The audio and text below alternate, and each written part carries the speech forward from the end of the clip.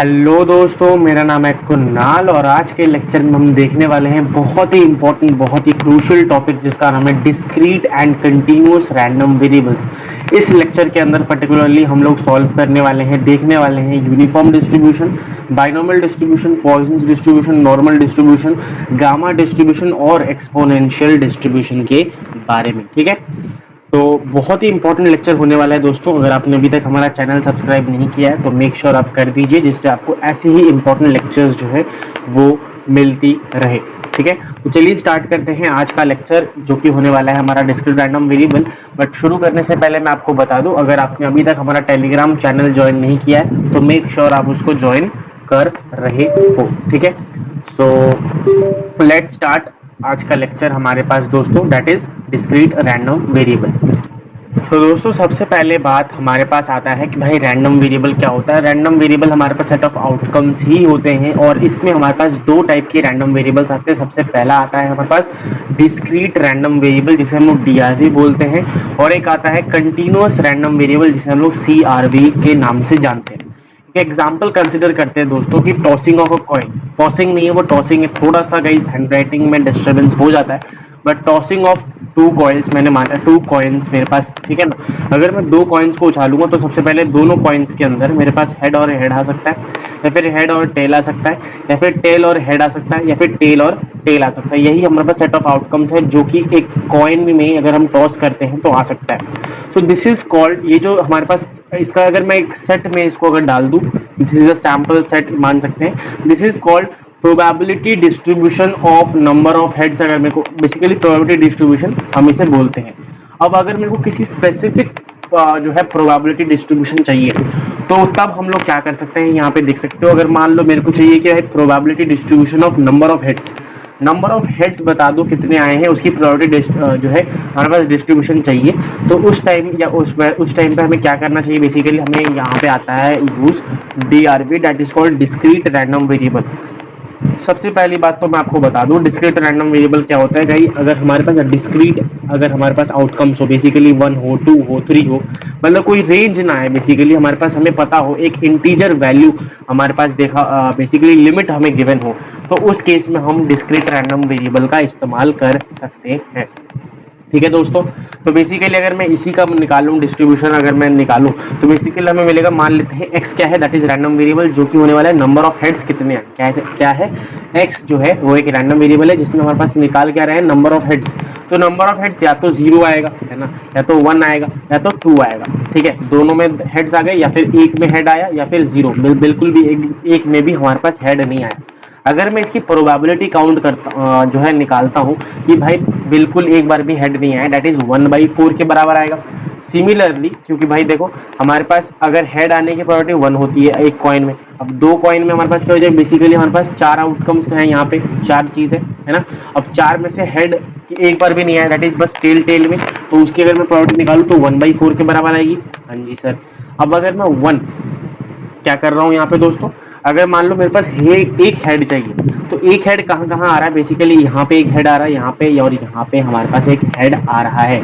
तो बेसिकली हमारे पास 2/4 इसकी प्रोबेबिलिटी हमारे पास हो जाने वाली है। ठीक है, 2/4 हमारे पास इसकी प्रोबेबिलिटी हो जाएगी। सिमिलरली अगर मैं दो हेड की बात करूँ कि भाई 2 बार हेड आ रहा है, इसका मतलब हमारे पास, मतलब दोनों बार हेड आया, दैट इज 1, एक ही प्रोबेबिलिटी है, दैट इज हमारे पास यहाँ पे क्या क्या बोलते हैं उसको, हमारे पास एक बार हेड आया, दैट इज 1/4 के बराबर होगी। ठीक है, तो उम्मीद करता हूँ ये बेसिक प्रोबेबिलिटी तो आपको पता है। और ये जो प्रोबेबिलिटी दोस्तों है ना, इसका अगर मैं एक बार देखूं, इसी चीज को हम लोग क्या बोलते हैं, पीएक्सआई रिप्रेजेंट करते हैं और इसे प्रोबेबिलिटी मास फंक्शन बोलते हैं। बहुत ही इंपॉर्टेंट है प्रोबेबिलिटी मास फंक्शन। ठीक है, पीएक्स रिप्रेजेंट करा जाता है इसको, और हमेशा जो पीएक्स है उसकी वैल्यू हमारे पास ग्रेटर देन या फिर बराबर होगी 0 से। और अगर मैं समेशन कर दूं पीएक्स का, क्या कर दूं, समेशन, बेसिकली ये तीनों हमारे पास पीएक्स है, इसका समेशन करता हूं, आप सबको पता है 1/4 प्लस 1/4 प्लस 2/4, अगर इसे समेशन करोगे तो 1 के बराबर आ रही है। इसका मतलब हेंस प्रूव्ड हो गया कि जो समेशन ऑफ हमारे पास पीएक्स होता है that is always equal to 1। तो ये दो कंडीशन अगर फुलफिल हो रही है, that is px is greater than 0 या फिर इक्वल टू 0, या फिर हमारे पास समेशन ऑफ दोनों, मतलब एंड जो summation of PX is equal to 1 अगर आ रहा है, तो उसे हम लोग प्रोबेबिलिटी मास फंक्शन बोलते हैं। ठीक है, अब बेसिकली हमारे पास यहाँ पे क्या होता है, मैं बताना चाहता हूँ कि कैसे आया डीआरवी का कंसेप्ट। यहाँ पे देखो पी एक्स है, मैंने एक्स यहाँ पे काउंट किया, ठीक है। अगर मैं इसी आउटकम्स को लेके एक ग्राफ बनाता हूँ, बेसिकली यहाँ पे 1/4 आया, यहाँ पे 1/4 आया, यहाँ पे जो है 1/2 आया था, है ना। तो इसका मैंने ग्राफ बना लिया। अगर मेरे को मान लो निकालना है कि भाई 0.5, ये हमारे पास 0.5 पे यहीं पे आएगा मान लेते हैं, है ना। अब 0.5 में प्रोबेबिलिटी बता दो, 0.5 में प्रोबेबिलिटी बता दीजिए कि भाई हेड आने की क्या है। तो उस केस में तो हम कंफ्यूज हो जाएंगे क्या करना है। तो उस केस में हमारे पास डीआरवी का कंसेप्ट आता है, डिस्क्रीट रैंडम वेरिएबल का कंसेप्ट आता है, ठीक है। यहाँ पे लिखा भी हुआ है at 0.5 we don't know the probability, और तब आता है हमारे पास डीआरवी का कंसेप्ट, जहां से हम प्रोबेबिलिटी निकाल सकते हैं 0.5 में भी या फिर किसी भी डिस्क्रीट वैल्यू में। फॉर एग्जाम्पल 0 से लेकर 2 तक हमारे पास हो रहा है बात, तो उसके अंदर कोई भी अगर हमें जो है हमारे पास एक नंबर दिया जाए या फिर एक इंटीजर बेसिकली वैल्यू दिया जाए और उसमें हमारे पास बोला जाए कि नंबर ऑफ हेड्स निकालो, तो हम इजीली कैलकुलेट कर सकते हैं with the help of DRV. अब आता है दोस्तों हमारे पास डीआरवी रैंडम वेरिएबल, मैंने यहाँ पे फिर से लिख दिया है। डीआरवी क्या होता है, DRV is a random variable that takes finite value. यहाँ पे क्या है, फाइनाइट वैल्यू हमारे पास डीआरवी लेता है। अब प्रोबेबिलिटी मास फंक्शन इसे बोलते हैं पीएक्स को, एंड ग्रेटर देन 0 होना चाहिए। दो कंडीशन मैंने आपको बता चुका हूँ, वो मैंने यहाँ पे लिख दिया है। डिस्ट्रीब्यूटिव फंक्शन होता है, और यहाँ पे बेसिकली डिस्ट्रीब्यूशन फंक्शन क्या होता है, यहाँ पे पीएक्स को ही अगर मेरे को डिस्ट्रीब्यूटिव फंक्शन बनाना है दोस्तों, तो मैं क्या करूँगा, एफ अगर मान लेते हैं एक एग्जाम्पल लिया, बेसिकली हमारे पास 1/8, 4/8, 7/8 है। जब x लेस देन 0 हो, x लेस देन 1 हो, x लेस देन 2 हो, इसमें हमारे पास ये वैल्यूज आ रही है। तो सम उससे पहले का जो सम है वो अगर हम निकाल देंगे, बेसिकली अगर मेरे को x ग्रेटर देन 1 निकालना है तो 1/8 हमारे पास प्रोबेबिलिटी हो जाएगी। अगर x लेस देन 2 निकालना है तो 1/8 प्लस 4/8 हमारे पास इधर हो जाएगा। तो हमारे पास डिस्ट्रीब्यूटिव फंक्शन यहाँ पे निकल के आ जाएगा, दैट इज एफ से रिप्रेजेंट करते हैं। अब एफ से हम लोग और भी एक चीज को रिप्रेजेंट करते हैं, बट आपको उससे कंफ्यूज नहीं होना। यहाँ पे लिखा हुआ कि भाई पीएमएफ का डिस्ट्रीब्यूशन फंक्शन निकालो, तो आप इजीली यहाँ पे कैलकुलेट कर सकते हो। अब दोस्तों एक क्वेश्चन करते हैं, आपको और क्लैरिटी मिल जाएगी। सबसे पहली बात तो हमारे पास एक रैंडम वेरिएबल है x 0 1 2 3 4 5 6 7, ठीक है। और एक पी एक्स उसका दिया हुआ है, क्या पी एक्स उसका हमारे पास दोस्तों दिया हुआ है, क्या हमारे पास 0 है, k है, 2k 3k k square 2k square 7k square plus k। तो हमें यहाँ पे k की वैल्यू निकालनी है दोस्तों। पहली बात तो k की वैल्यू निकालने के लिए हमारे पास क्या करना पड़ेगा, हमारे पास यहाँ पे तो उसको निकालने के लिए बेसिकली हमारे पास, हम सबको पता है एक कंडीशन, क्या summation of P X is equal to 1 के बराबर होता है। तो मैं सारा समेशन कर दूंगा। यहाँ पे देखो k plus 2k plus 2k plus 3k कितना होता है, 3 5 6 7 8 8k हो गए हमारे पास, 8k प्लस ये वाला k 9k हमारे पास यहाँ पे हो गए। एंड देन गाइज यहाँ पे देखो हमारे पास बेसिकली कैलकुलेट करोगे k स्क्वायर और 2k square, 10k square plus 8k is equal to 1 के बराबर हमारे पास आएगा, ठीक है ना। 1 के बराबर आएगा क्योंकि px इज इक्वल टू 1 है। जब इसमें आप क्वाड्रेटिक इक्वेशन को सॉल्व करोगे तो k की दो वैल्यूज आएगी, k की वैल्यू -1 और k की वैल्यू 1/10।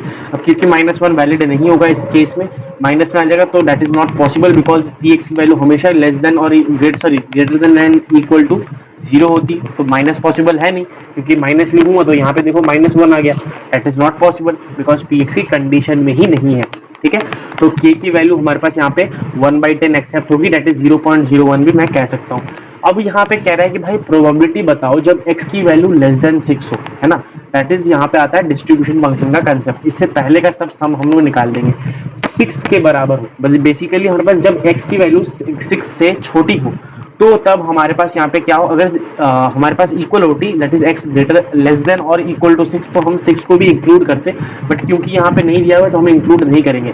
तो 6 से पहले जितना भी है ना, ये जो पूरा इसका समेशन निकाल देंगे यहाँ पे। तो उसी को हम लोग यहाँ पे डिस्ट्रीब्यूशन फंक्शन भी बोलते हैं। यहाँ पे निकाला तो मेरे को k स्क्वायर प्लस 8k निकला, k की वैल्यू 0.1 डाल दी तो हमारे पास यहाँ पे निकल गया, ठीक है। या फिर आप ऐसे कर सकते हो, या ये पूरा समेशन करोगे, इससे अच्छा और एक हमारे पास छोटा तरीका होता है, हमेशा शॉर्टकट ढूंढना चाहिए दोस्तों। दैट इज 1 माइनस px और p7। भाई px और p7 इसको अगर मैं एडिशन करके माइनस कर दूं 1 में से, क्योंकि टोटल तो 1 है, उसमें से अगर मैं इन दोनों को माइनस कर दूं तो हमारे पास सेम चीज मिल जाएगी, दैट इज x से 6 से छोटा वाला प्रोबेबिलिटी। तो वो भी आप यहाँ पे कर सकते हो, ठीक है। देन आता है दोस्तों हमारे पास प्रोबेबिलिटी जब 0 से लेकर 5 तक हो, तो 0 वाला कंसीडर करेंगे, 0 वाले से हम लेके जाएंगे, एंड सॉरी 0 कंसीडर नहीं करेंगे यहाँ पे सॉरी 0 से लेकर 5 तक हुआ है ना, 1 0 1 2 3 4 और 5 इंक्लूड नहीं होगा।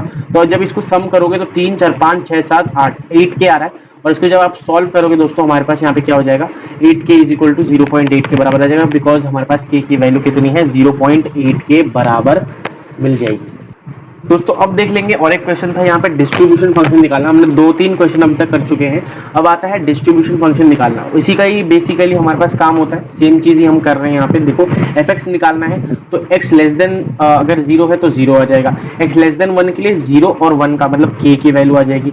अब x लेस देन 2 अगर मैं दोस्तों यहाँ पे करता हूँ, मैं फिर से समझाता हूँ, x लेस देन मतलब जो भी यहाँ पे होगा उससे पहले की प्रोबेबिलिटी का सम हम कर देंगे। यहाँ पे मैंने लिखा भी हुआ है, यही सेम चीज करनी है यहाँ पे। जो भी यहाँ पे लिमिट है, पहले तो x लेस देन 1 किया तो x लेस देन 1 के लिए हमारे पास पूरा ये चीज समेशन हो जाएगा, ठीक है। देन x लेस देन और इक्वल टू 2 हमारे पास इधर है तो 2 को इंक्लूड किया एंड यहाँ पे हमारे पास इतना पीछे की तरफ गए तो 2k plus k plus 0 that is 3k and that is equal to 0.3। ऐसे ही करके आपको आगे बढ़ना है, that is distribution function for this particular distribution given probability distribution, ठीक है। नेक्स्ट आता है यहाँ पे और एक क्वेश्चन, अगर हमारे पास p x is less than और इक्वल टू c है तो और वो ग्रेटर है हमारे पास half minimum value of c, तो हमें c की वैल्यू बतानी है। बेसिकली हमारे पास यहाँ पे प्रोबेबिलिटी डिस्ट्रीब्यूशन निकालना है और आप जब देखोगे गाइस यहाँ पे 0.8 जो है वो हमारे पास हाफ से बड़ी है, बिकॉज इसकी जस्ट बाद वाला x लेस देन 5 अगर जाओगे तो उसकी वैल्यू हमारे पास और बढ़ जाएगी जो कि हाफ से हमारे पास बड़ी हो जाएगी, that is not possible basically. तो इसीलिए हम लोग 0.8 कंसिडर करेंगे और 0.8 जब कंसिडर करूंगा तो यहाँ पे बेसिकली c जो है वो क्या है, मिनिमम वैल्यू ऑफ c निकालना है। तो मिनिमम वैल्यू ऑफ c क्या हो जाएगी, 4 हो जाएगी। समझ में आया, 4 हो जाएगी। तो उम्मीद करता हूँ समझ में आ रहा है। अब जब इसको और एक बार लगाओगे अपने कॉपी में लिखोगे तो आपको और बेहतरीन तरीके से समझ में आने वाला है। नेक्स्ट आता है आपके पास एक क्वेश्चन, सैंपल क्वेश्चन है दोस्तों, और जैसे कि मैंने ऊपर वाला क्वेश्चन किया है सिमिलर वे में आपको ये वाला क्वेश्चन खुद से ट्राई करना है। आंसर आपको नहीं देखना है, यहाँ पे ये पूरा आंसर है। मैं आपको यही सजेस्ट करूंगा कि आप यहाँ पे पहले क्वेश्चन को खुद से ट्राई करें, अगर आपसे होता है तो वेल एंड गुड, और वरना आप एक असाइनमेंट की तरह इसको सॉल्व करने की कोशिश करें, ठीक है। आंसर तो आपको मिल रहा है तो आप उससे भी मिला सकते हो, जिससे आपको कोई भी परेशानी ना हो। आगे बढ़ते हैं हम अपने नेक्स्ट कंसेप्ट जिसका नाम है continuous random variable. Discrete random variable क्या होता है हमने अच्छी तरीके से समझ लिया है। अब हम लोग देखने वाले हैं कंटीन्यूअस रैंडम वेरिएबल के बारे में। कंटीन्यूअस रैंडम वेरिएबल क्या होता है, ऐसा रैंडम वेरिएबल जो कि इनफाइनाइट नंबर ऑफ वैल्यूज को लेता है इन अ इंटरवल। बहुत ही सिंपल सी बात है। यहाँ पे हम लोग डिस्क्रीट की बात कर रहे थे अब तक, भाई एक अगर हमारे पास मान लो ऐसा है और यहाँ पे पर्टिकुलर एक इंटीजर पे अगर मेरे को चाहिए तो क्या होगा। बट अगर मान लो कि बहुत ज़्यादा ऐसा वाला आ जाए, मान लो हमारे पास कोई नंबर ऐसा आ जाए हमारे पास जिसकी प्रोबेबिलिटी निकालनी हो 0.00000 समथिंग 203 ऐसे कुछ आ गया, तो इस पर्टिकुलर वैल्यू पे अगर मेरे को यहाँ पे बेसिकली प्रोबेबिलिटी निकालनी है तो उस केस में हमारे पास इतना डिस्क्रीट नहीं हो पाता, तो इसलिए हमारे पास कंटिन्यूस रैंडम वेरिएबल का सिनेरियो आता है जिसमें हमारे पास फॉर एग्जांपल 1 से लेकर 2 तक में एक एरिया रीजन की मैं बात कर रहा हूँ, जहाँ पे हमें क्या निकालना पड़ता है, प्रोबेबिलिटी निकालनी पड़ती है, प्रोबेबिलिटी डिस्ट्रीब्यूशन निकालना पड़ता है। तो दैट इज एफ से रिप्रेजेंट करते हैं हम किसको, प्रोबेबिलिटी डेंसिटी फंक्शन को। आप इसको प्रोबेबिलिटी डिस्ट्रीब्यूशन फंक्शन से कंपेयर मत कीजिए, वो पहले था, यहाँ पे अब नया है। एफ से रिप्रेजेंट किया जाता है और एफ की वैल्यू हमारे पास ग्रेटर देन और इक्वल टू 0 होती है एज डिस्क्रीट रैंडम वेरिएबल की तरह ही, और इसकी वैल्यू जो है वो माइनस इन्फिनाइट से लेकर इन्फिनाइट, एक्स की वैल्यू जो है वो माइनस इन्फिनाइट से इन्फिनाइट तक रहती है। ध्यान रखिए यहाँ पे एफ की वैल्यू माइनस इन्फिनाइट से इन्फिनाइट नहीं होती है, यहाँ पे एक्स की वैल्यू माइनस इन्फिनाइट से इन्फिनाइट होती है, और एफ जो है वो हमेशा ग्रेटर देन या फिर इक्वल टू 0 आएगा। दूसरी बात मैं आपको बता दूं कि अगर मैं इसका इंटीग्रेशन करता हूँ, एफ का इंटीग्रेशन करता हूँ इन्फिनाइट से लेकर माइनस इन्फिनाइट से लेकर इन्फिनाइट तक, तो जो हमारे पास इंटीग्रेशन करके आंसर आता है, उत्तर आता है, वो हमारे पास 1 के बराबर आता है, और इसी को हम लोग डेंसिटी फंक्शन बोलते हैं, प्रोबेबिलिटी डेंसिटी फंक्शन के बराबर बोलते हैं। एक क्वेश्चन आपके नीचे दिया हुआ है जिससे आपको और क्लैरिटी मिल जाए, भाई होता क्या है। If x is a continuous random variable with PDF क्या है, और probability distribution function F X is alpha 2x whole की multiplied by 2x minus X square, जब x की वैल्यू 0 से लेकर 2 तक हो और हमारे पास 0 अदरवाइज केसेस में बाकी अगर कोई भी x की वैल्यू हो तो उसकी जो हमारे पास एफ की वैल्यू है वो 0 के बराबर है। तो यहाँ पे दो चीज़ें निकालनी है, जब प्रोबेबिलिटी हमें x ग्रेटर देन 1 हो और अल्फा की वैल्यू, बेसिकली ये दो चीज़ें निकालनी है। तो हमें पता है अल्फा की वैल्यू निकालने के लिए हमें पता है ये वाला फॉर्मूला होता है माइनस इन्फिनिट से इन्फिनिट तक fx हो गया, fx dx हो गया इज इक्वल टू 1 के बराबर होता है। इसी को लगाने वाले हैं, यहाँ पे मैंने लिखा भी हुआ है, ठीक है। इसको लगाया, बेसिकली इंटीग्रेट किया। अब यहाँ पे इंटीग्रेशन का हमारे पास क्या होगा, बेसिकली तोड़ तोड़ के करना पड़ेगा, बिकॉज हमारे पास क्या क्या वैल्यू दी है, माइनस इन्फिनिट से 0 तक हमारे पास fx dx है, तो उसमें हमारे पास क्या होगा, 0 है, क्योंकि अदरवाइज किसी में 0 वैल्यू है। मैंने ब्रेक किया किसको, इंटीग्रेशन को, प्लस 0 से लेकर 2 तक fx की value alpha minus whole into 2x minus X square के बराबर है। तो ये हमारे पास यहाँ से कुछ निकल सकता है। देन हमारे पास 2 से लेकर इन्फिनिट तक क्या है, अदरवाइज किस में आ जाएगा, तो fx की वैल्यू 0 हो जाएगी, तो 0 का इंटीग्रेशन नहीं होगा, तो हमारे पास यहाँ पे खत्म हो गया, ठीक है। अब सॉल्व किया, यहाँ पे वैल्यू पुट करी, इंटीग्रेट किया। अब ये तो उम्मीद मत रखिएगा कि मैं इंटीग्रेशन करके दिखाऊंगा, बट फिर भी मैंने यहाँ पे लिख दिया कि भाई इंटीग्रेशन करके क्या आ रहा है। जब आप इंटीग्रेट करोगे 1 के बराबर पुट करोगे इसको बेसिकली, तो हमारे पास क्या आ जाएगा, अल्फा की वैल्यू 3/4 के बराबर आएगी, ठीक है, 3/4 के बराबर आएगी। तो कैसे हुआ, उम्मीद करता हूँ समझ में आएगा कंटिन्यूअस रैंडम वेरिएबल क्या होता है, कैसे यूज करते हैं, दैट इज आपको क्लियर होगा। अब दोस्तों हम बात कर लेते हैं मैथमेटिकल एक्सपेक्टेशन की। अब ये दोस्तों मैथमेटिकल एक्सपेक्टेशन क्या होता है कि भाई मान लेते हैं कि मेरे पास एक रैंडम वेरिएबल है, क्या है, रैंडम वेरिएबल है 5x, ठीक है, रैंडम वेरिएबल 5x है और एनी फंक्शन x मान लेते हैं। 5x क्या है, कोई भी एक x का फंक्शन होगा, जो एक्सपेक्टेशन होगा 5x का, दैट इज e, और अंदर हमारे पास 5x के बराबर हो। एक्सपेक्टेशन क्या होता है, e के अंदर 5x के बराबर होता है, ठीक है, इतना समझ में आ गया। ओके, आगे बढ़ते हैं। तो अगर मैं एक्सपेक्टेशन ऑफ 5x निकालूं तो डिस्क्रीट रैंडम वेरिएबल के लिए हमारे पास समेशन होगा 5x multiplied by probability mass function. क्या बोला मैंने, फिर से बताता हूँ। एक्सपेक्टेशन जो होगा 5x, मैं फिर से समझाने की कोशिश करता हूँ भाई। 5x क्या है, हमारे पास एक x का कोई भी फंक्शन हो सकता है, रैंडम फंक्शन हो सकता है, ठीक है। अगर मेरे को उसकी एक्सपेक्टेशन निकालनी है तो वो क्या होता है, हमारे पास समेशन ऑफ, अगर डिस्क्रीट रैंडम वेरिएबल गिवन है तो दैट इज एक्सपेक्टेशन कैसे निकलेगा, summation of 5x multiplied by px, that is pmf, probability mass function. और यहीं पे अगर कंटिन्यूअस रैंडम वेरिएबल हुआ तो उसमें हमारे पास जो एक्सपेक्टेशन आएगी 5x की, वो क्या होगा, माइनस इन्फिनिट से लेकर इन्फिनिट तक integration 5x fx dx, that is pdf। fx क्या है यहाँ पे, प्रोबेबिलिटी डेंसिटी फंक्शन, ओके। अब आगे बढ़ते हैं दोस्तों। यहाँ पे 5x को अगर मैं यहाँ पे सेम 5x समझ में आ गया, मान लेते हैं 5x कोई और फंक्शन नहीं, 5x जो है वो x के बराबर है, क्या है, 5x जो है कोई और फंक्शन नहीं, 5x जो है वो x के बराबर है। तो उस केस में हमारे पास यहाँ पे निकल के आता है मीन, ex निकल के आएगा, जिसे हम लोग मीन से डिनोट करते हैं, म्यू से डिनोट करते हैं, एंड दैट इज DRV के लिए समेशन ऑफ x px, और कंटिन्यूअस रैंडम वेरिएबल के लिए माइनस इन्फिनिट से इन्फिनिट तक इंटीग्रेशन करेंगे x fx dx का। तो वेरी इंपॉर्टेंट कंसेप्ट है मीन निकालना। इसी तरीके से हम आगे जो भी डिस्ट्रीब्यूशन पढ़ने वाले हैं उसमें जो मीन निकालेंगे वो इसी तरीके से हम लोग निकालने वाले हैं, ठीक है। अब आता है दोस्तों वेरिएंस का। वेरिएंस क्या होता है, expectation of value, expectation of x minus x बार का होल स्क्वायर। x बार क्या है, मीन है, बेसिकली ये एक्सपेक्टेशन क्या है, मीन है। अब इसको थोड़ा खोल के लिखोगे, बिकॉज जो एक्सपेक्टेशन है वो बढ़ जाता है, तो जब बढ़ जाता है तो e of x square minus हमारे पास एक्सपेक्टेशन ऑफ जो एक्सपेक्टेशन ऑफ x है उसका होल स्क्वायर, ये भी हम लोग यहाँ पे मीन बोल सकते हैं। तो ध्यान रखना है, सेम चीज़ की है भाई, यहाँ पे बस वैल्यूज पुट करके हमारे पास यहाँ पे x माइनस एक्स स्क्वायर, यहाँ पे क्या करोगे बेसिकली आप इसको खोल देना है, एक्स स्क्वायर प्लस एक्स बार का स्क्वायर माइनस 2x एक्स बार, ऐसे करके आप जब खोलोगे तो आपके पास यहाँ पे सेम चीज़ जो मैंने यहाँ पे लिखी है ग्रीन में वो आ जाएगी, ठीक है। तो इसको हम लोग क्या बोल सकते हैं, अगर मेरे को एक्सपेक्टेशन ऑफ एक्स स्क्वायर निकालना है तो that is summation of x square px। अब मान लो कि एक्स मतलब बेसिकली आप अगर 5x मानोगे ना तो आपके लिए बहुत ईजी हो जाएगा समझने के लिए भाई एक्सपेक्टेशन कैसे निकल रहा है, ठीक है। तो summation of x square px minus expectation of x का whole square, that is mean का होल स्क्वायर, ठीक है। तो हम लोग वेरिएंस को सिग्मा से डिनोट करते हैं, इससे सिग्मा स्क्वायर से, ठीक है। और सिग्मा स्क्वायर यहाँ से हमारे पास निकल के आ गया, जब आप इसको पुट करोगे तो sigma square is equal to expectation of x square minus mu का स्क्वायर। म्यू कहाँ से निकाला, ऊपर वाली फॉर्मूला से, ठीक है। Depending upon the random variable given, that is discrete हो या फिर कंटिन्यूस हो। आप यहाँ से अगर डिस्क्रीट है तो म्यू निकाल सकते हो, कंटिन्यूस हो तो भी निकाल सकते हो, सेम फॉर्मूला में पुट करके, ठीक है। अब हम लोग यहाँ पे एक क्वेश्चन करेंगे भाई, find mu and sigma square of the probability distribution given. ठीक है, कैसे निकाल रहे हैं देखो, सबसे पहले x की वैल्यू यहाँ पे दी है, प्रोबेबिलिटी डिस्ट्रीब्यूशन दिया हुआ है, तो मैं म्यू क्या करूंगा, x पी एक्स, तो x क्या है हमारे पास 0.2 है, सॉरी पी एक्स क्या है 0.2 मल्टीप्लाइड बाई 1 इंटू 0.2 हो गया, plus 2 into 0.35 plus 3 into 0.25 plus 4 into 0.15 plus 5 into 0.05।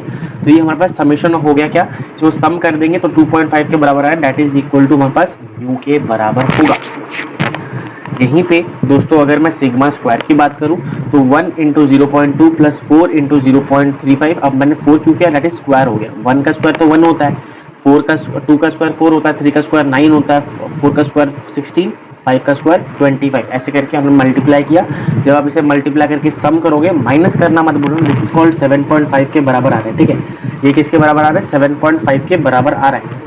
अब 7.5 माइनस 2.5 का होल स्क्वायर मेरे को करना पड़ेगा, बिकॉज ये क्या है, मीन का स्क्वायर होता है। ठीक है, this is what, this is mean का स्क्वायर, इसको माइनस किया तो हमारे पास 1.25 के करीब आ गया क्या, सिग्मा स्क्वायर की वैल्यू। सिग्मा स्क्वायर अगर आ गया तो मैं स्टैंडर्ड डिवीजन निकाल सकता हूँ। स्टैंडर्ड डिवीजन क्या होता है हमारे पास, सिग्मा के बराबर होता है, that is root of sigma square, sigma square का रूट। तो 1.25 का रूट ले लूंगा तो मेरे पास स्टैंडर्ड डिवीजन आ जाने वाला है। अब बढ़ते हैं आगे हमारे नेक्स्ट कंसेप्ट की ओर। ठीक है, नेक्स्ट कंसेप्ट की ओर हम आगे बढ़ेंगे। नेक्स्ट जो क्वेश्चन है वो भी हमारे पास इसी मीन के ऊपर डिपेंड करता है कि भाई कंटिन्यूस रैंडम वेरिएबल गिवन है, जिसका पीडीएफ जो है वो fx है हमारे पास 2 की e की पावर -2x और 0 अदरवाइज किसी में, और x ग्रेटर देन जब 0 होगा तो उसकी वैल्यू जो fx की हो जाएगी वो क्या हो जाएगी, 2 e की पावर -2x।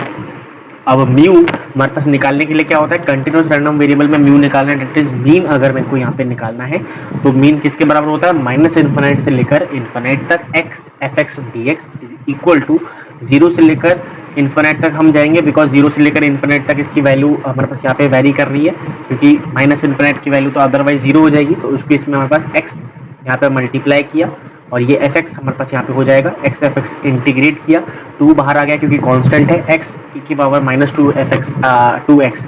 ये दोस्तों एक बहुत स्पेशल टाइप का फंक्शन होता है और आप सबको मैंने पढ़ाया हुआ है बहुत अपने लेक्चर्स में, that is called gamma function. अगर आपने वो नहीं देखा है तो मेरे वीडियोस में जाके आप देख सकते हो गामा फंक्शन क्या होता है, इस तरह का फॉर्मेट रहता है। और अगर ऐसा फॉर्मेट का आपको रह गया तो जो इसकी इंटीग्रेशन की वैल्यू होती है और 0 टू इन्फिनिट बेसिकली यहाँ पे है, तो इसकी जो वैल्यू हो जाएगी that is n factorial upon e की पावर n के बराबर होगा। यहाँ पे e की वैल्यू 2 है, n की वैल्यू 2 है, पुट किया तो हमारे पास यहाँ पे म्यू की वैल्यू कितनी आ गई दोस्तों, 1 के बराबर यूनिटी आ गई है। ठीक है दोस्तों, अब हम लोग सिग्मा स्क्वायर निकालेंगे। सिग्मा स्क्वायर के लिए हमारे पास यहाँ पे क्या किया, एक्सपेक्टेशन ऑफ एक्स स्क्वायर निकाला, एक्स स्क्वायर यहाँ पे एफ एक्स डी एक्स, इसको इंटीग्रेट किया, सेम चीज एक्स स्क्वायर यहाँ पे हमारे पास क्या आ जाएगा, बेसिकली गामा फंक्शन ही है यहाँ पे भी। ठीक है, गामा फंक्शन हमें सॉल्व किया तो यहाँ पे n की वैल्यू 3 है, a की वैल्यू 2 है, सॉल्व किया तो e की एक्सपेक्टेशन ऑफ एक्स स्क्वायर हमारे पास 3/2 के बराबर 1.5 के बराबर आ रही है। ठीक है, अब जब आप सिग्मा स्क्वायर निकालोगे बेसिकली तो हमारे पास क्या हो जाएगा, सिग्मा स्क्वायर होता है हमारे पास expectation of x square minus mu का स्क्वायर 3/2 माइनस 1 का स्क्वायर 1 होता है इज इक्वल टू 1/2 के बराबर आ जाता है क्या, हमारे पास वेरिएंस। ठीक है, वेरिएंस।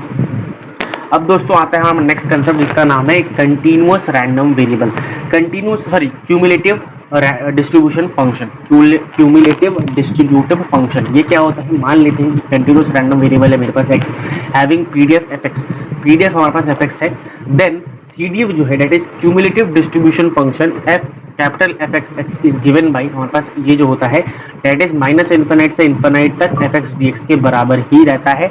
बेसिकली ये डिफरेंशिएशन, अगर मैं क्यूमुलेटिव डिस्ट्रीब्यूशन फंक्शन का डिफरेंशिएशन करूं, क्या करूं, क्यूमुलेटिव डिस्ट्रीब्यूशन फंक्शन का डिफरेंशिएशन करता हूं तो हमें पीडीएफ मिल जाता है that is probability density function मिल जाता है।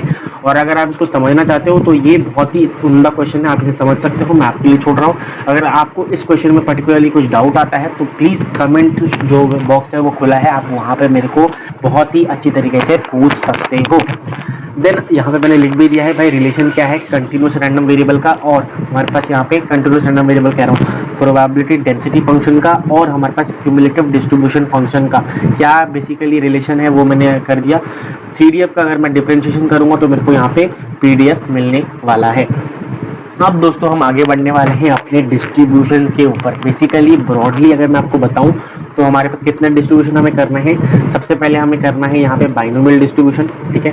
सबसे पहले हम करेंगे यहाँ पे दोस्तों बाइनोमियल डिस्ट्रीब्यूशन, पॉइजन करेंगे, उसके बाद फिर आता है हमारे पास नॉर्मल डिस्ट्रीब्यूशन, फिर देखेंगे यूनिफॉर्म डिस्ट्रीब्यूशन के बारे में, देन हम लोग एक्सपोनेंशियल डिस्ट्रीब्यूशन करेंगे एंड लास्टली फिर गामा डिस्ट्रीब्यूशन करके हम लोग यहाँ पे आज के लेक्चर को खत्म करने वाले हैं। तो देखा जाए तो हमारा पूरा लेक्चर जो है अब शुरू होने वाला है, दैट इज मेन। ये थोड़ा बेसिक बेसिक हो गया था, उससे बेसिक वाला भी हमने ऑलरेडी कर लिया था।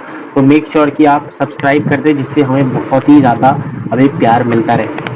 बाइनोमियल डिस्ट्रीब्यूशन क्या होता है, मान लेते हैं कि मेरा एक एक्सपेरिमेंट हो रहा है। क्या हो रहा है, एक एक्सपेरिमेंट हो रहा है और उस एक्सपेरिमेंट में मान लेते हैं कि भाई अगर वो सक्सेसफुल हुआ तो सक्सेस हो गया। मतलब एक एक्सपेरिमेंट अगर हो रहा है तो अगर एक्सपेरिमेंट फुलफिल हुआ तो या तो वो सक्सेस हो गया, एक्सपेरिमेंट सक्सेसफुल हो गया, या फिर हमारे पास फेलियर हो गया एक्सपेरिमेंट, ठीक है। तो उसी के ऊपर डिपेंड करता है बाइनोमियल डिस्ट्रीब्यूशन। और अगर हमारा जो नंबर ऑफ ट्रायल्स है, कितनी बार हम उस एक्सपेरिमेंट को कर रहे हैं, अगर वो हमारे पास दोस्तों फाइनाइट है, क्या है दोस्तों, फाइनाइट है, तो हमारे पास बाइनोमियल डिस्ट्रीब्यूशन का कंसेप्ट आता है। और इसमें जितने भी ट्रायल्स हम करेंगे, जितने भी ट्रायल्स हम करने वाले, जितनी बार एक्सपेरिमेंट को हम दोहराएंगे, वो इंडिपेंडेंट होगा, एक दूसरे पर डिपेंड नहीं करने वाला है, ठीक है। और तीसरा पॉइंट जो है हमारे पास, जो प्रोबेबिलिटी ऑफ सक्सेस है, कोई एक्सपेरिमेंट में जो सक्सेस की प्रोबेबिलिटी होने वाली है वो हमारे पास सेम इक्वल होने वाली है सारे ट्रायल के अंदर, ठीक है दोस्तों। अब जो है बाइनोमियल डिस्ट्रीब्यूशन का जो पीएमएफ है, पीएमएफ क्या होता है, ये एक डिस्क्रीट रैंडम वेरिएबल का कंसेप्ट है, ठीक है। ये जो है एक डिस्क्रीट रैंडम डिस्ट्रीब्यूशन होता है, डिस्क्रीट रैंडम वेरिएबल का डिस्ट्रीब्यूशन है। तो इसमें हमारे पास पीएमएफ यूज होता है, जिसमें हमारे पास जो पीएक्स की वैल्यू है that is n C x P की पावर एक्स क्यू की पावर एन माइनस एक्स। अब एन सी एक्स क्या होता है, कॉम्बिनेशन परम्यूटेशन कॉम्बिनेशन में आप देख के आ चुके होंगे। और एन सी एक्स जो हो गया वो हमारे पास हो गया। पी एक्स क्या होता है, पी की power x that is probability of success. P क्या होता है यहाँ पे, प्रोबेबिलिटी ऑफ सक्सेस है। पी की पावर एक्स नहीं है, पी ही हमारे पास क्या है, प्रोबेबिलिटी ऑफ सक्सेस है। और क्यू जो है वो प्रोबेबिलिटी ऑफ फेलियर है। तो हमारे पास अगर एक चीज़ की होने की प्लस एक चीज़ की ना होने की अगर मैं यहाँ पे प्रोबेबिलिटी मिला दूँ तो वो 1 के बराबर आनी चाहिए, है ना, 1 के बराबर आनी चाहिए। सिमिलरली P प्लस क्यू भी हमारे पास किसके बराबर है, 1 के बराबर है। एन सी एक्स की वैल्यू आप सबको पता होगा, that is n factorial upon x factorial minus n minus x का होल फैक्टोरियल। ये मैं मान के चलता हूँ कि आपको पता है। अब ये चीज़ है शो दैट पीएमएफ जो है p x of b binomial distribution function जो है हमारे पास पीएक्स जो है वो पीएक्स ही है। उसको शो करने के लिए दोस्तों हमारे पास यहाँ पे एक फॉर्मूला है। पीएमएफ हमें पता है कि भाई px is greater than px is greater than और इक्वल टू शून्य होता है। और समेशन ऑफ px इस x से लेकर n तक जाएंगे तो 1 के बराबर आता है। ये सब हमें पता है, हम पढ़ के आ चुके हैं अभी जस्ट, ठीक है। तो अगर मैं यहीं पे px की जगह क्या डाल दूं, यहाँ पे n से x p की पावर x q की पावर n मैंने सही that is px of binomial distribution. आप इसे सॉल्व करोगे खोल के, है ना, n से x की वैल्यू मैंने यहाँ पे डाल दी। आप जब खोल के इसको सॉल्व करोगे तो यहाँ पे दोस्तों आपको एक बेसिकली एक्सपेंशन लगाना पड़ेगा। और वो एक्सपेंशन आप सबको पता है that is x plus y का होल की power n is equal to ये इसके बराबर होता है। तो मैंने ये एक्सपेंशन को इसके अंदर बेसिकली डाल दिया, इसके अंदर हमने मर्ज कर दिया। तो आप देखोगे p प्लस क्यू क्या होता है, हमारे पास 1 होता है ना। और 1 की power n is equal to क्या होती है हमारे पास, 1 की पावर n 1 ही होता है। तो 1 हो गया, हेंस प्रूव्ड कि भाई px अगर 1 summation of px is equal to अगर 1 आ रहा है तो इसका मतलब दोस्तों हमारे पास क्या है, यहाँ पे px जो है बेसिकली ये एक प्रोबेबिलिटी मास फंक्शन है दैट इज px है, ठीक है। तो ये हमने प्रूव किया।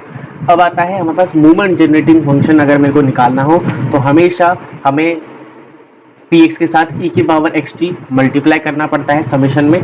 तो उस पर जो निकल के आता है उसे हम लोग mgf करते हैं और इसको हम लोग बाद में ब्रॉडली पढ़ने वाले हैं। अभी आपके लिए ध्यान रखना है ये कि भाई mgf जो होता है that is movement generating function binomial distribution के लिए कैसा आया वो मैंने आपको लिख तो दिया है प्रोसेस, बट फिर भी हम आगे इसको कवर करेंगे अपने नेक्स्ट जो लेक्चर होगा उसमें।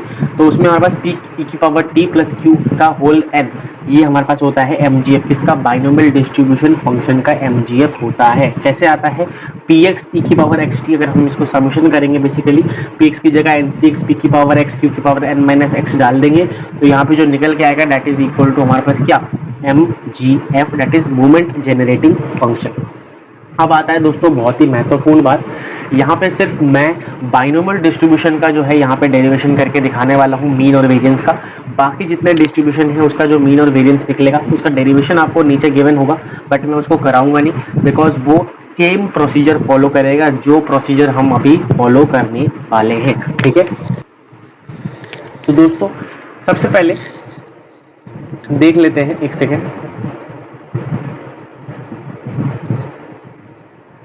तो मैं जूम कर देता हूँ, एक सेकेंड, थोड़ा सा दोस्तों वेट करिएगा, है ना।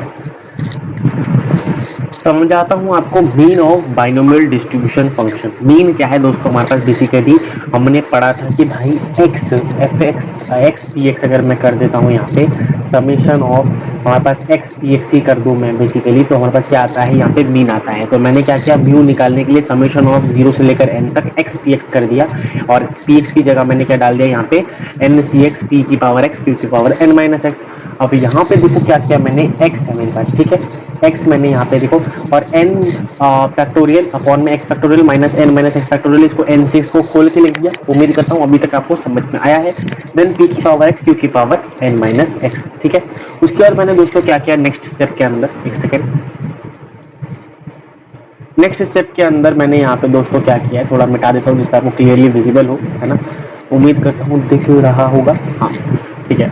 तो इसके अंदर मैंने क्या किया, उसके बाद जो नेक्स्ट स्टेप मैंने अपनाया है दोस्तों, थोड़ा सा वेट करिएगा, बिकॉज यहाँ पे मेरे को इसको ऊपर करना पड़ेगा जिससे आपको ये दिख सके।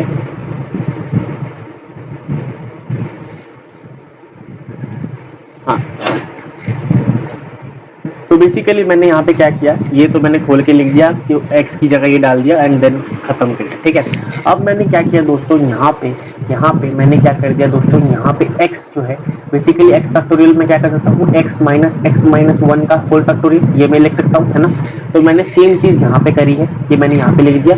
तो x और x यहाँ पे हमारे पास कैंसिल आउट हो गया, ठीक है, x और x हमारे पास कैंसिल आउट हो गया। उम्मीद करता हूँ ये सब मैनिपुलेशन आप बाइनोमियल थ्योरम में पढ़ के आ चुके हो, बट फिर भी मैंने आपको एक्सप्लेन कर दिया। मैंने क्या किया दोस्तों, x फैक्टोरियल को मैं क्या लिख सकता हूँ, x माइनस वन का whole multiplied by x minus one का फैक्टोरियल। अब x माइनस वन फैक्टोरियल बचा है, n माइनस एक्स का फैक्टोरियल बचा है, और बस n फैक्टोरियल यहाँ पे ऊपर बचा है, और दिस इज, तो ये तो था ही, ठीक है।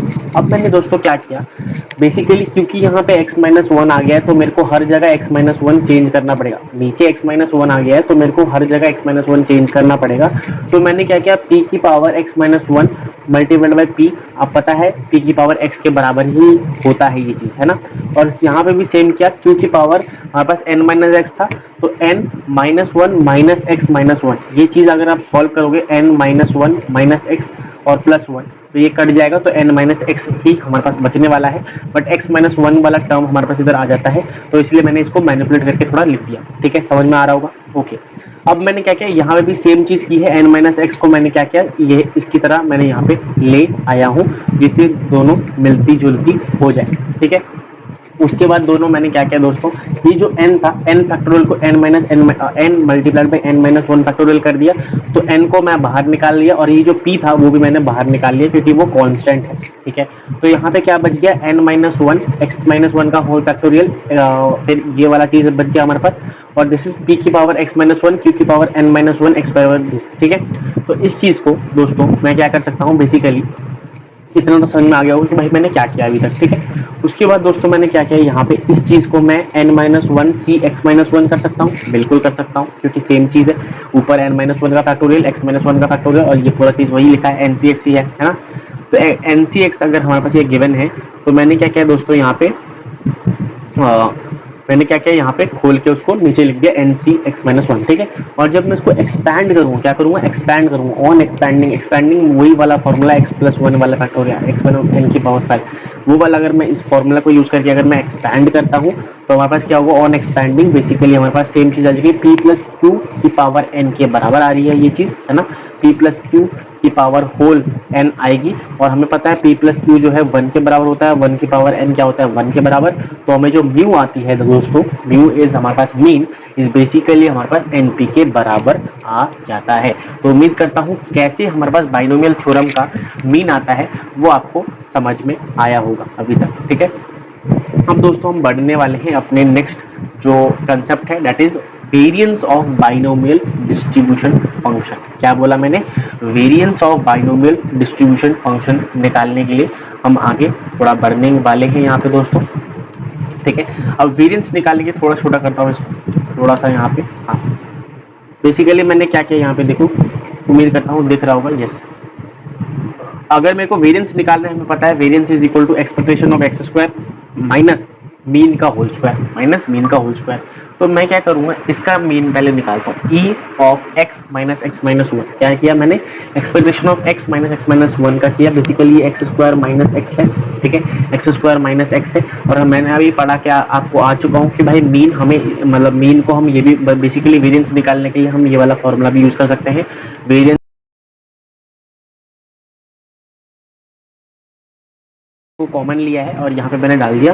तो यहाँ पे अगर देखोगे, मैंने क्या किया, expectation of x minus one निकालूंगा, तो X minus one P X किया, एक्स माइनस वन एन सी एक्स पी की पावर, ये पूरा पी एक्स को मैंने खोल दिया। X minus one N factorial upon में एक्स फैक्टोरियल, ये मैंने खोला, एन मतलब एन सी एक्स को मैंने यहाँ पे ओपन करके लिख दिया है। अब मैंने दोस्तों यहाँ पे क्या किया, देखो, एक्स फैक्टोरियल को मैं क्या लिख सकता हूँ, एक्स माइनस वन और एक्स माइनस टू का फैक्टोरियल। सही बात है, सही बात है, बिल्कुल सही बात है। तो मैंने वही चीज़ यहाँ पे की है, तो मैंने यहाँ पे वही चीज़ की है। जब आप इसको वही चीज़ करोगे तो ऊपर वाला एक्स माइनस वन नीचे वाले के साथ कट जाएगा, तो नीचे क्या बच जाएगा, एक्स माइनस टू बच जाएगा, ठीक है। सिमिलरली एन माइनस एक्स था, सब कुछ सेम है। अब मैं, क्योंकि यहाँ पे एक्स माइनस टू आ गया है, तो पी को भी मेरे को माइनस टू में मतलब एक्स माइनस टू में कन्वर्ट करना पड़ेगा। तो मैंने वही चीज़ की यहाँ पे दोस्तों, दिख रहा होगा आपको, है ना, यहाँ पे आपको दिख रहा होगा मैंने क्या किया है। थोड़ा सा रुक जाइए, जिससे थोड़ा सा रिमूव कर सकूँ मैं इन सबको, क्योंकि जूम इन करके मैं पढ़ा रहा हूँ तो थोड़ा सा दिक्कत आ रहा होगा आपको। I am really sorry for that, है ना। हाँ, तो यहाँ पे हमारे पास क्या हो रहा है, basically n minus one n minus one n minus two का फैक्टोरियल, और यहाँ पे हमारे पास सेम चीज़ है। इसको मैंने थोड़ा सा खोल के दिखाया, जैसे ही हमने मीन निकालने के लिए किया था, सेम फॉर्मूला सेम प्रोसीजर हमने यहाँ पे अपनाया है।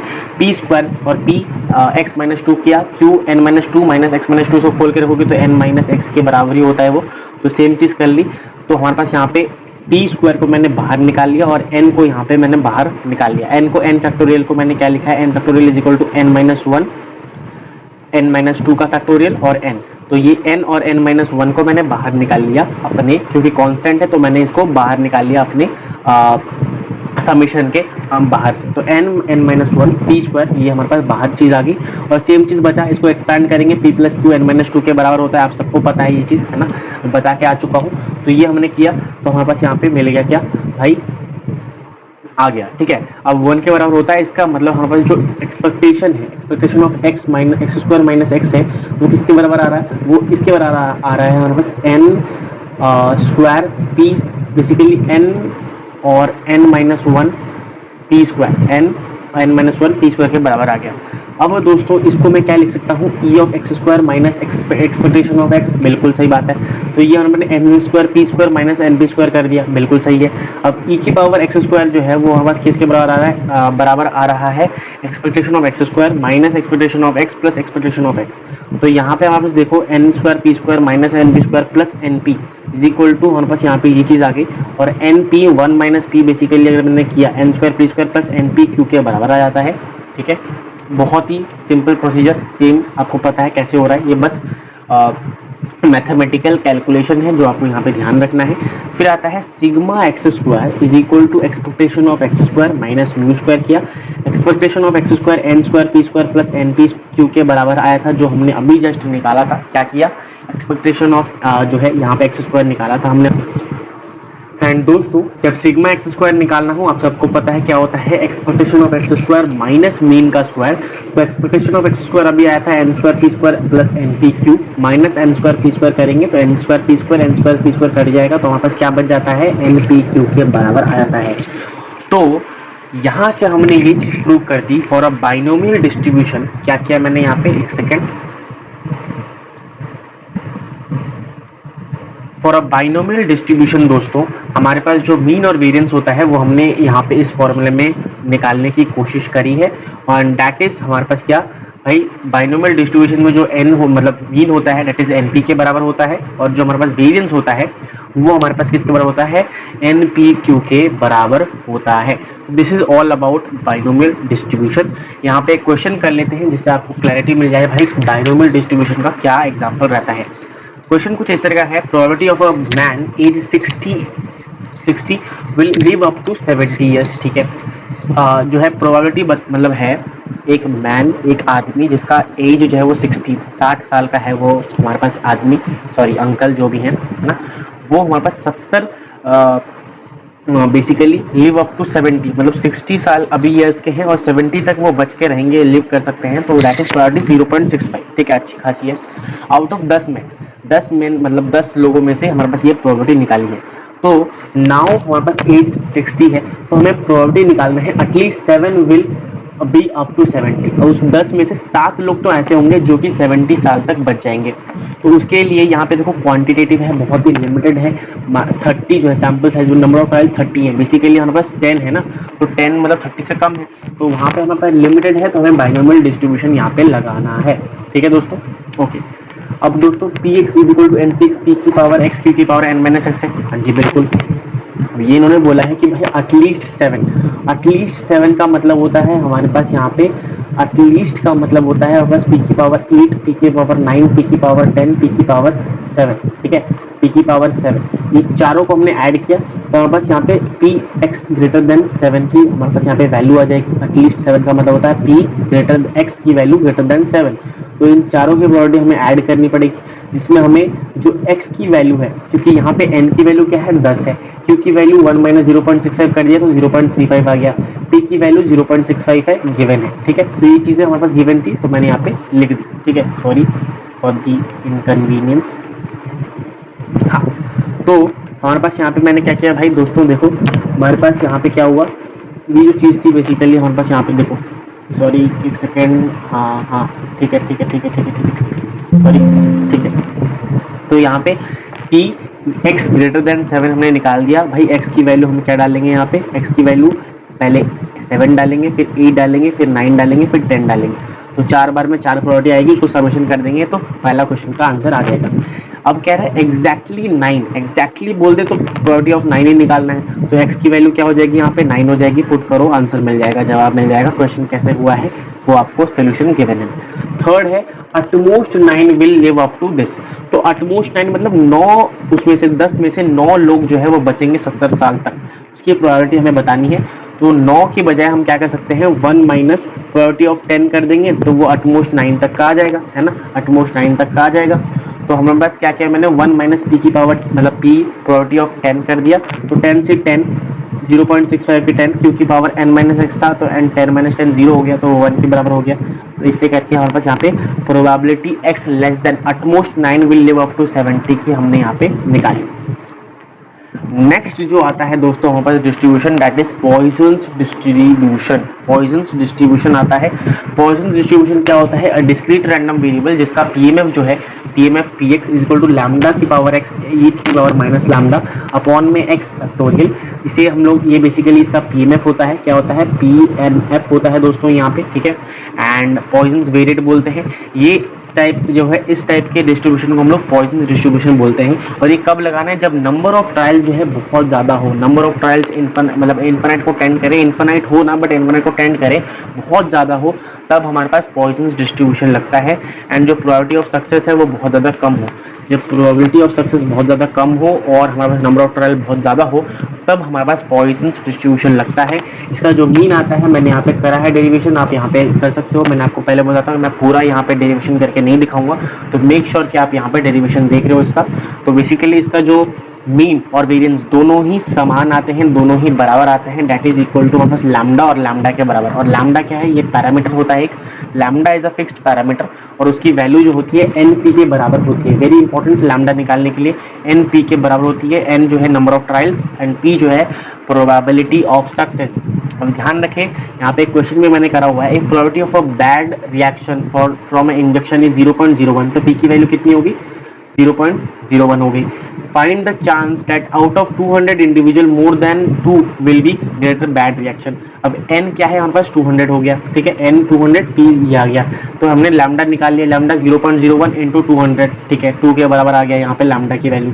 तो px क्या बोला है इन्होंने, px बोला है कि भाई px तो हमें पता है ये चीज होती है, ठीक है, उन्होंने बोला है कि more than 2 x greater than और इक्वल टू 2, मोर देन 2 मतलब x ग्रेटर देन और इक्वल टू 2 हमारे पास यहाँ पे रिएक्शन बैड रिएक्शन होगा उनके ऊपर, that is equal to 1 minus p x less than 2। तो basically p of 0, p of 1, p of 2 है ना, तो उसको हम p पहले x की वैल्यू 0 डालेंगे, फिर 1 डालेंगे, फिर 2 डालेंगे, उसमें से हमारे पास इस फॉर्मूला में बेसिकली x की वैल्यू 0 डालेंगे, 1 डालेंगे, 2 डालेंगे, जो भी आएगा 1 से माइनस कर देंगे, हमारे पास प्रोबेबिलिटी आ जाएगी कि भाई एटलीस्ट 2 जो है, sorry more than 2 will get bad reaction, उसका हमारे पास आंसर आ जाएगा। तो this is all about Poisson distribution. दोस्तों मैंने बहुत ही कंसाइज वे में बहुत ही मेहनत करके यहाँ पे ये सब चीट शीट टाइप्स बनाया है, जिसमें आपको एक पेज में पूरा डिस्ट्रीब्यूशन समझ में आ सके क्वेश्चन के साथ। ऐसा नहीं है क्वेश्चन मैंने नहीं लिखा है, सबसे पहले मैंने आपको समझाने की कोशिश करी है यहाँ पे कि भाई पीएमएफ क्या होता है उसका, देन किस वजह से कब हम लोग यहाँ पे पॉइजन डिस्ट्रीब्यूशन लगाते हैं, वेरिएंस दोस्तों क्या होता है उसका डेरिवेशन मैंने यहाँ पे कराया है। इस लेक्चर में मैं नहीं करा रहा बिकॉज बहुत ज़्यादा लंबा खींच जाएगा, और आपको पता है सेम प्रोसीजर और कुछ नहीं करना, सेम प्रोसीजर आप एक बार अगर नज़र डालोगे तो आपको समझ में आ जाएगा, ठीक है। X F x P x करना पड़ता है और यहाँ पे एक्स स्क्वायर पी एक्स करना पड़ता है, आप सबको यहाँ पे पता है। दोनों की जो है यहाँ पे मीन और वेरिएंस लैम्डा लैम्डा के बराबर आती है, और यहाँ पे जब मैंने क्वेश्चन सॉल्व किया, क्वेश्चन सॉल्व करके भी बता दिया कि भाई क्वेश्चन कुछ इस तरीके से सॉल्व होता है पॉइजन डिस्ट्रीब्यूशन का। अब बेसिकली यहाँ पे देखो 200 इंडिविजुअल है, 200 का मतलब हमारे पास जो सैंपल साइज है, नंबर ऑफ ट्रायल्स जो है 200 इंडिविजुअल्स के ऊपर हो रहा है, तो 200 इज कहीं ना कहीं बहुत ज़्यादा। तो जब कम हो बेसिकली 30 से नीचे या 30 के अराउंड हो तो हमारे पास बाइनोमियल डिस्ट्रीब्यूशन लगता है, अगर 30 से ज़्यादा है 60 70 80 100 ऐसे हैं तो हमारे पास यहाँ पे पॉइजन डिस्ट्रीब्यूशन लगता है। अब दोस्तों हम आगे बढ़ते हैं अपने नेक्स्ट डिस्ट्रीब्यूशन की तरफ, that is exponential distribution.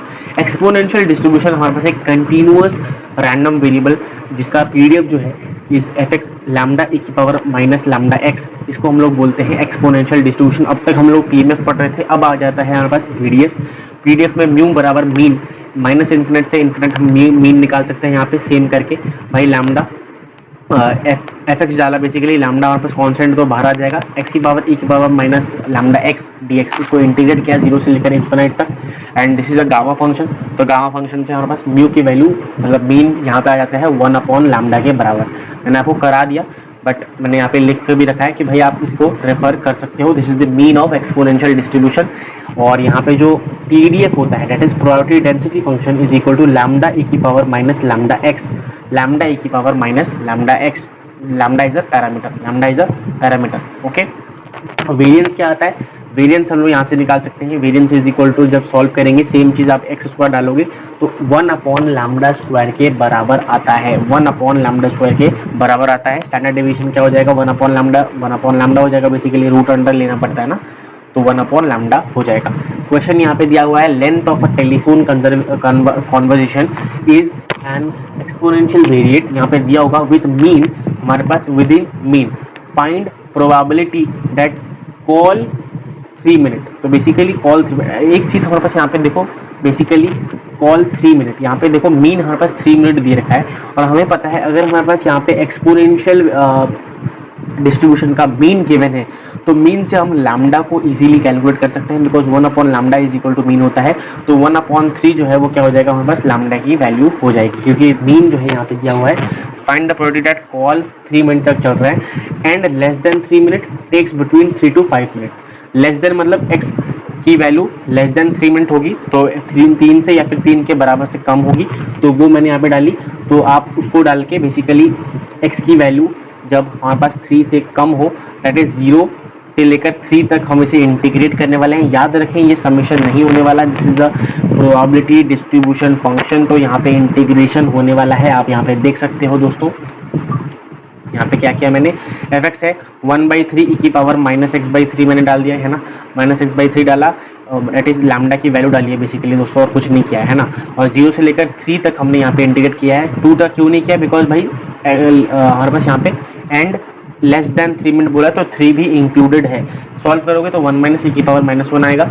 Similarly अगर बोला है कि 3 से 5 मिनट मतलब हमारे पास ये चीज़ निकालनी है, 3 से 5 मिनट लिमिट डाला तो हमारे पास यहाँ पे इंटीग्रेट करना है 3 से 5 लिमिट डाल के हमारे पास ये चीज़ आ जाएगी और कुछ नहीं करा, बहुत ही सिंपल दोस्तों हमारे पास यहाँ पे हो जाएगा। ठीक है, ठीक है। अब दोस्तों हम आगे बढ़ते हैं अपने नेक्स्ट कंसेप्ट की और दोस्तों, है ना। ओके, तो चलिए स्टार्ट करते हैं अपना next concept, that is rectangular या फिर यूनिफॉर्म डिस्ट्रीब्यूशन। एक ऐसा कंटिन्यूअस रैंडम वेरिएबल, एक ऐसा कंटिन्यूअस रैंडम वेरिएबल जो कि यूनिफॉर्म डिस्ट्रीब्यूशन फॉलो करता है। PDF is given by interval A से बी। ए से बी में एक यूनिफॉर्म डिस्ट्रीब्यूशन, रेक्टेंगुलर भी बोलते हैं इसको आप जो है इसके स्ट्रक्चर से, इसके ग्राफ से समझ सकते हो। बेसिकली एक ऐसा कंटिन्यूअस रैंडम वेरिएबल जो कि यूनिफॉर्म डिस्ट्रीब्यूशन एफ एक्स ये होगा जब हमारे पास एक्स की वैल्यू ए से लेकर बी हो, अदरवाइज केस में वो 0 के बराबर होगा। तो अगर इसका मीन निकालना चाहोगे तो मीन हमारे पास क्या आता है, मीन निकालोगे यहाँ पे दोस्तों, this is basically the F x. अब एफ एक्स कैसे कैलकुलेट होता है ये आप प्रोसेस देख सकते हो, that is F x PDF होता है ना। अब इसकी इंटीग्रेशन करेंगे तो 1 के बराबर आना चाहिए, तो ए से बी के डी एक्स करूंगा तो के एक्स की वैल्यू ए से लेकर b, k b minus 1 is equal to 1, k की value 1 upon B minus a के बराबर आएगी। तो मैंने जस्ट कुछ नहीं किया, के की value 1 upon B minus a के बराबर रख दी है। ठीक है, मीन निकालोगे, बहुत सिंपल फॉर्मूला एक्स, और यहाँ पे ये बेसिकली एफ एक्स का ये वाला फॉर्मूला यहाँ पे पुट कर दोगे, छाप दोगे, इंटीग्रेट करोगे, आपके पास यहाँ पे म्यू की value a plus b by 2 आ जाएगा। बिकॉज रेक्टेंगुलर है तो आपको कहीं ना कहीं ये याद रह जाएगा और सिंपल लग रहा होगा भाई, हाँ ऐसे ही आना चाहिए, बिकॉज रेक्टेंगुलर यहाँ पे हमारे पास क्या है, डिस्ट्रीब्यूशन है। वेरिएंस अगर मैं दोस्तों यहाँ पे निकालना चाहूँ, सेम चीज करना है, X square 1 upon B minus A किया, dx के साथ इंटीग्रेट किया a से लेकर b तक, तो हमारे पास क्या मिल गया यहाँ पे दोस्तों, वेरिएंस मिल गया। माइनस करना ना भूले, मीन से, मीन के स्क्वायर से माइनस करना है।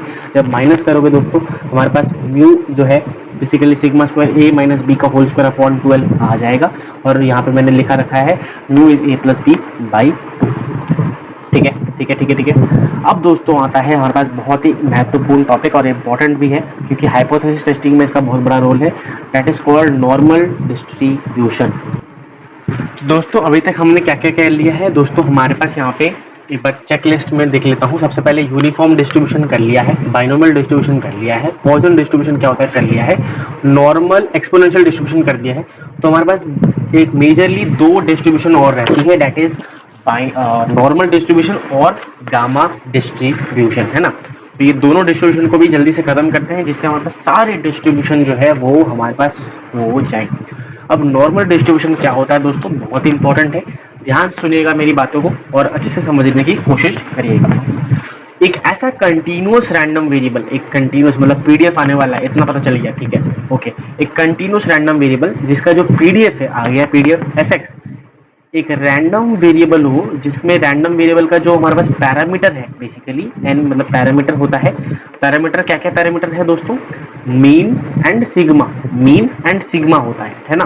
तो म्यू एंड सिग्मा के बराबर हमारे पास इधर होता है, एंड एफ एक्स इज हमारे पास 1 अपॉन, बेसिकली इसका जो प्रोबेबिलिटी डिस्ट्रीब्यूशन फंक्शन आएगा वो क्या होगा, 1 upon root two pi sigma E की power minus half X minus mu का सिग्मा का होल स्क्वायर। तो this is the probability distribution function. इसे हम लोग नॉर्मल वेरिएट के नाम से भी जानते हैं, जैसे पॉइसन वेरिएट सीखा था वैसे ही नॉर्मल वेरिएट, ठीक है। अब z basically x minus mu upon sigma जो होता है ना, इसको हम लोग z के बराबर बोल देते हैं। z एक हमारे पास कोई एक वेरिएबल है, उसके बराबर हमने इसको नाम दे दिया। अब यहीं पे अगर दोस्तों हमारे पास मीन जो होता है, मीन अगर 1 होता है, सॉरी 0 होता है, और अगर हमारे पास सिग्मा जो है वो 1 के बराबर होता है, तो इसको हम लोग स्टैंडर्ड नॉर्मल डिस्ट्रीब्यूशन बोल देते हैं। क्या बोलते हैं, स्टैंडर्ड नॉर्मल डिस्ट्रीब्यूशन बोल देते हैं। तो उस केस में हमारे पास क्या हो जाएगा यहाँ पे दोस्तों, बेसिकली इस केस में बस यहाँ पे x माइनस म्यू की जगह म्यू और 1 0, यहाँ पे x अपॉन x लिख सकते हैं, बेसिकली x का स्क्वायर हम लोग यहाँ पे कर सकते हैं, ठीक है, कर सकते हैं। यहाँ पे मैंने कर दिया बेसिकली 0 ये, तो इस z की वैल्यू हमारे पास x के बराबर हो जाएगी। इस केस में स्टैंडर्ड नॉर्मल डिस्ट्रीब्यूशन के लिए z की वैल्यू x के बराबर होगी। दोस्तों अगर मैं इस पर्टिकुलर एफ एक्स का ग्राफ खींचूँ ना यहाँ पे, तो कुछ इस तरीके का ग्राफ आता है हमारे पास, ठीक है, इस तरीके का ग्राफ आता है, और हमें पता है कि एफ एक्स जो पूरा एरिया होता है वो 1 के बराबर होता है। क्या बोला मैंने, जो एफ एक्स होता है उसका जो एरिया होता है दोस्तों, वो हमारे पास क्या होता है, बेसिकली इंटीग्रेशन 0 से माइनस इन्फिनिट से इन्फिनिट तक जो इंटीग्रेशन करेंगे तो वो हमारे पास 1 के बराबर, यूनिटी के बराबर आती है। तो इसका मतलब इंटीग्रेशन का मतलब क्या होता है, एरिया, रीजन का एरिया, है ना, तो वो हमारे पास 1 के बराबर आती है। तो ये बेसिकली हमारे पास वाई एक्सिस से सिमेट्रिक होता है, तो आधा एरिया यहाँ पे होता है, आधा एरिया यहाँ पे दोस्तों हमारे पास इधर होता है। तो 0.5 एरिया यहाँ पे होता है, 0.5 इसकी वैल्यू, और यहाँ पे हमारे पास 0.5, और ये हमारे पास मीन के अबाउट, किसके अबाउट, मीन के अबाउट सिमेट्रिक होता है। ये ग्राफ इन्फिनिट को टेंड करता है और ये सिमेट्रिकल है about y axis. Entire area जो है वो हमारे पास 1 के बराबर होता है। एक क्वेश्चन करते हैं, बहुत ज़्यादा क्लैरिटी मिलने वाली है, क्योंकि यहाँ पे मीन और variance basically standard division given होता है, तो इसमें कुछ करने की जरूरत नहीं है। यहाँ पे मीन और निकलता नहीं है, गिवन होता है। यहाँ पे देखो, if height of 300 students are normally distributed with mu बराबर 64.5 इंचेस और सिग्मा बराबर 3.3 इंचेस। क्या बोला मैंने, म्यू दे दिया है, सिग्मा दे दिया है, ठीक है सर। हाउ मेनी स्टूडेंट, यहाँ पे देखो, how many students have height less than 5 feet, मतलब probability of X less than 5 feet निकालना है। म्यू और सिग्मा दे रखा है। सबसे पहले मैंने क्या किया, यहाँ पे मैंने वही चीज को पुट कर दी, म्यू और सिग्मा को मैंने पुट कर दी, क्योंकि यहाँ पे इंचेस में है तो मैं इसमें कुछ कन्वर्ट नहीं कर रहा हूँ, ठीक है। अब z हम लोग यहाँ पे निकालना है, बेसिकली z निकाला, मान लो z क्या था, x माइनस म्यू अपॉन में सिग्मा था, ठीक है। तो म्यू और सिग्मा की वैल्यू डाल दी इसमें, ठीक है भाई। अब दोस्तों मैं क्या कर रहा हूँ, यहाँ पे ध्यान से सुनिएगा मेरी बातें। क्या बोला मैंने, ध्यान से सुनिएगा मेरी बातें। बेसिकली हमारे पास z की वैल्यू कितने बराबर आ रही है, z की वैल्यू 60 माइनस, बेसिकली 60 कहाँ से आया, 60 हमारे पास यहाँ पे बेसिकली कहाँ से आ रहा है, मैं अगर आपको बताने की कोशिश करूँ, है ना। बेसिकली जो 60 आया है, हमें पता है कि भाई जो लेस देन क्या बोला है 5 फीट, और 5 फीट कितने इंचेस के बराबर होता है, 5 feet is equal to 60 inches के बराबर होता है। हम सबको ये चीज़ पता है। तो मैंने यहाँ पे जो x की वैल्यू है, क्योंकि यहाँ पे बोला है लेस देन 5 फीट, तो मैंने क्या किया यहाँ पे 60 इंच, बेसिकली x की वैल्यू 60 के लेस होनी चाहिए, ठीक है। तो z की वैल्यू क्या होगी यहाँ पे, दैट इज 1 माइनस 1.36। अब ये कैसे आया वो देखने के लिए गाइस यहाँ पे मेरे को क्या करना पड़ा, z की वैल्यू निकालनी पड़ी। z की value 60 minus 64.5 that is mean upon में 3.3। अभी 60 कहाँ से आया मैंने आपको बता दिया है। 60 क्या होता है, 5 फीट को मैंने इंचेस में कन्वर्ट किया है, फीट दिया था क्योंकि हम सारे कैलकुलेशन इंचेस में कर रहे हैं, तो इसीलिए मैंने उसको 5 फीट को इंच में कन्वर्ट कर दिया। 60 माइनस 64.5 अपॉन में 3.3, क्योंकि जो सिग्मा है तो इसमें हमारे पास z की वैल्यू क्या आ गई, माइनस 1.36 के बराबर आ जाती है। तो z की वैल्यू हमारे पास कह रहे हैं वो कि भाई माइनस 1.36 से जब छोटी है तो प्रोबेबिलिटी बता दो। क्या बोला, अगर 60 मतलब x की value less than 60 is mean, probability of x less than 60 is mean same as z की वैल्यू लेस देन माइनस 1.36। ये मैं बोल सकता हूँ बिकॉज z की वैल्यू x माइनस म्यू अपॉन में सिग्मा होता है, ठीक है। तो probability of z less than 1.36 अगर मेरे को यहाँ पे दोस्तों निकालना हो तो दैट इज 0.5, बेसिकली माइनस 3.6 है, तो मेरे को यहाँ पे मान लेते हैं माइनस 1.36 है। तो मेरे को यहाँ पे बोल रहा है कि भाई लेस देन, मतलब इससे पीछे की तरफ जाएंगे। तो रिक्वायर्ड एरिया कौन सा है दोस्तों, यहाँ पे रिक्वायर्ड एरिया हमारे पास ये है, क्योंकि टोटल हमारे पास ये मान लेते हैं आधा है, ये वाला क्या है आधा, 0.5 है। और बोला है कि भाई जब हमारे पास 1.36 माइनस 1.36 से छोटी हो, माइनस 1.3 से छोटी हो तो मेरे पास वैल्यू बता दो। तो basically this is the value, है ना। तो मेरे को ये वाला एरिया निकालना है, और ये वाला एरिया निकालने के लिए हमारे पास क्या करना पड़ा, मेरे को 0.5 में से मेरे को प्रोबेबिलिटी ऑफ माइनस 1.36 जेड से लेकर 0, इसको हमने माइनस कर दिया। क्या किया, 0 से, मतलब बेसिकली ये वाला एरिया अगर मैं माइनस कर दूँ 0.5 से तो मेरे को पूरा जो एरिया रिक्वायर्ड है वो मिल जाएगा। मैंने क्या किया दोस्तों, मेरे को चाहिए था ये वाला एरिया, मैंने 0.5 में से अगर मैं ये वाला एरिया माइनस कर दूँ, क्या बोला, अगर मैं 0.5 में से ये वाला एरिया माइनस कर दूँ तो मेरे को ये वाला एरिया मिल जाएगा। बिल्कुल सही बात है। तो 0.5 माइनस 0 जेड की वैल्यू 0 से लेकर 1.36 तक, तो वो अगर मेरे को यहाँ पे निकालना है तो z की वैल्यू हमें यहाँ पे z टेबल से देखनी पड़ती है दोस्तों। दैट इज z टेबल यहाँ पे गिवन है। अगर मैं यहाँ पे बात करूँ x की वैल्यू क्या है दोस्तों, हमारे पास यहाँ पे बेसिकली 0 पॉइंट, यहाँ पे हमारे पास जब आप z की वैल्यू देखोगे, यहाँ पे दिखाता हूँ आपको ऊपर से, बेसिकली हमारे पास 0 से लेकर 1.36 अगर आप यहाँ पे देखने जाओगे तो बेसिकली यहाँ पे क्या वैल्यू मिल जाएगी आपको, देखो 1.36 है, तो यहाँ पे कहीं ना कहीं यहाँ पे आएगा 1.3, देखो यहाँ पे, एंड देखो ये सॉरी रुक जाइए, दिस इज 1.3 एंड 0.06 बेसिकली ये वाला टेबल है ना। तो नीचे की तरफ आओ एंड ये वाला हमें मैच करना है ना। देखो 0.41308 आप इसे सॉल्व करोगे, यहाँ पे डाला आपने 0.413, ठीक है। इसको अपने वैल्यू आपको टेबल में से क्वेश्चन पेपर में गिवन होगी, आप वहाँ से जो है आप निकाल सकते हो। बेसिकली वैल्यू देखना कभी कभी नहीं होता है, ये याद रखना पॉसिबल नहीं है, ऑफकोर्स सी बात है, आपको पता होगा। तो 0.5 में से अगर मैंने को इसको माइनस कर दूंगा तो हमारे पास क्या आ गया, प्रोबेबिलिटी ऑफ z 1.36 से छोटी, जो कि हमें यहाँ पे चाहिए थी। तो बेसिकली ये प्रोबेबिलिटी आई है। यहाँ पे हमें बोला है कि कितने स्टूडेंट्स हैं। स्टूडेंट कैलकुलेट करने के लिए हमें 300 में से मल्टीप्लाई करना पड़ेगा प्रोबेबिलिटी को, बिकॉज टोटल स्टूडेंट तभी पता चलेगा। तो जब आपने मल्टीप्लाई किया तो 26.07 के बराबर आता है, और इसको अप्रोक्सीमेटली मैं 26 स्टूडेंट मान लेता हूँ। ठीक है, तो उम्मीद करता हूँ ये क्वेश्चन नॉर्मल डिस्ट्रीब्यूशन का कैसे हो रहा है वो आपको क्लियर होगा एंड समझ में आया होगा।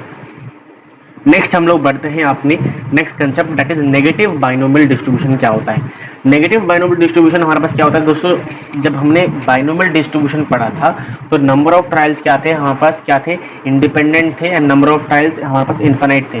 बट यहाँ पे नंबर ऑफ ट्रायल्स जो है रैंडम है, पहली बात, और नंबर ऑफ सक्सेस क्या थे हमारे पास यहाँ पे, बेसिकली नंबर ऑफ सक्सेस जो थे वो फिक्स्ड नहीं थे, कुछ भी हो सकते थे बट इंडिपेंडेंट थे। तो यहाँ पे हमारे पास number of trials sorry number of success जो है यहाँ पे फिक्स होता है, तो ये आपको यहाँ पे ध्यान रख के चलना है। तो इस केस में बेसिकली हमारे पास जो क्या बनता है हमारे पास P X, that is P M F बनता है, that is X minus one C के माइनस वन पी की पावर के एक्स की पावर के माइनस वन। सीधी सी बात है, यहाँ पे बस एन के ये वाला हमारे पास टर्म एक्सचेंज हुआ है। इसका मीन और वेरिएंस आपको यहाँ पे गिवन होगा। एक क्वेश्चन यहाँ पे है, find probability that person flipping a coin gets third head on seventh flip. Seventh flip इसका मतलब नंबर ऑफ ट्रायल दे, एक्स की वैल्यू दे दी है, सेवेंथ फ्लिप 7 बार हुआ था, है ना, और के की वैल्यू मतलब थर्ड हेड, थर्ड हेड इसका मतलब प्रोबेबिलिटी ऑफ जो बेसिकली हमारे पास सक्सेस है वो कितना है, नंबर ऑफ सक्सेस कितना होगा, के, दैट इज गिवन है। तो आप के की जगह इसको डालोगे एंड आपके पास आंसर यहाँ पे आ जाएगा, सीधी सी बात है ना, आ जाएगा। फिर आता है ज्योमेट्रिक डिस्ट्रीब्यूशन।